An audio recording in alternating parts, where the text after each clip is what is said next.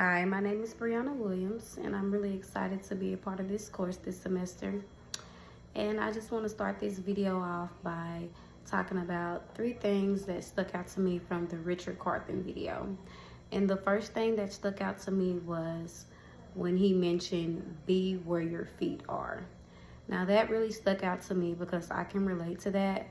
He was basically saying you have to just be not only present physically, but you also have to be present mentally.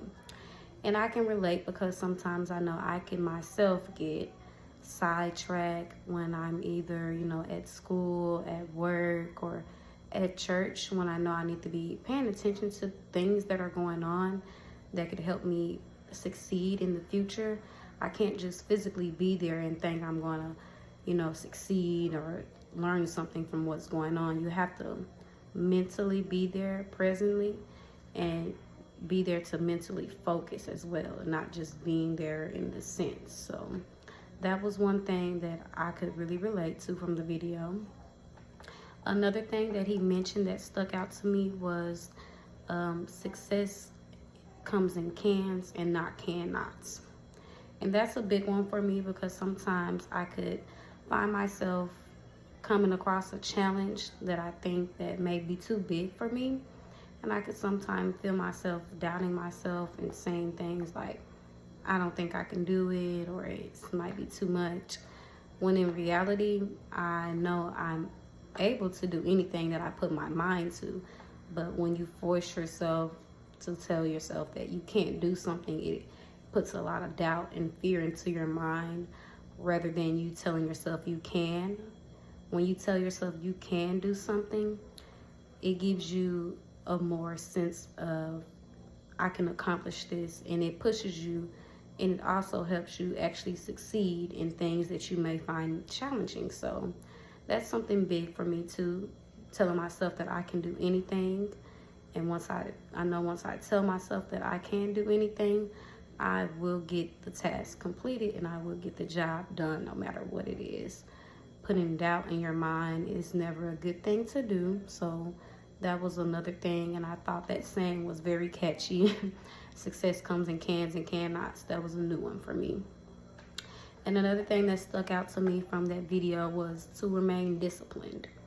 And that's just basically self-explanatory. You want to always remain disciplined in things so, you can achieve the goals you set for yourself. Like, for me, I know I have to remain disciplined when it comes to school and work. I have to try to get up early in the morning. I have to discipline myself to give myself enough time before I go to work so I can clear my mind to have a better day. When I'm speaking to customers on the phone and taking calls, I want to give myself that early start and that fresh start. So I have to be disciplined with that. And I have to be disciplined when it comes to my schoolwork, giving myself enough time every day to study, maintaining a steady schedule. So it's things in life that you do have to remain disciplined in if you want to see a positive outcome for those things. So I think that was a very good point that he made in that video as well, was to remain disciplined.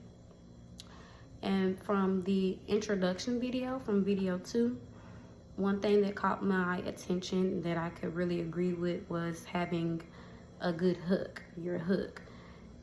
She mentioned that you always want to have a hook that can grab your audience's attention, which is very true because I'm known to, when I'm reading something or watching a speech or presentation, if it's not interesting, it kind of bores me away and distracts me. So I feel like when doing my speeches in this class, I want to maintain having a good hook because I know if I can get distracted from someone not catching my attention in the beginning in their hook, it could happen to me. Someone can get distracted and not want to pay, a lot of attention to my speech because my hook wasn't good enough.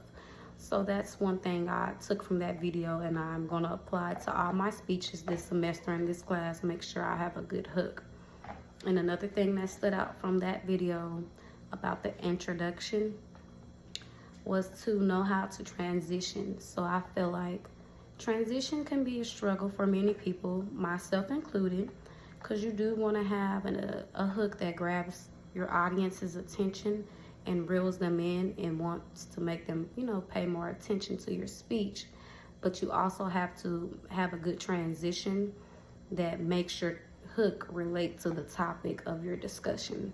So that's something that I really have to work on for myself, and I'm going to take a lot of notes on, is transitioning my hook to fit great for my speech, to make everything flow perfectly so the audience can completely understand where I'm going and why I chose the hook that I chose.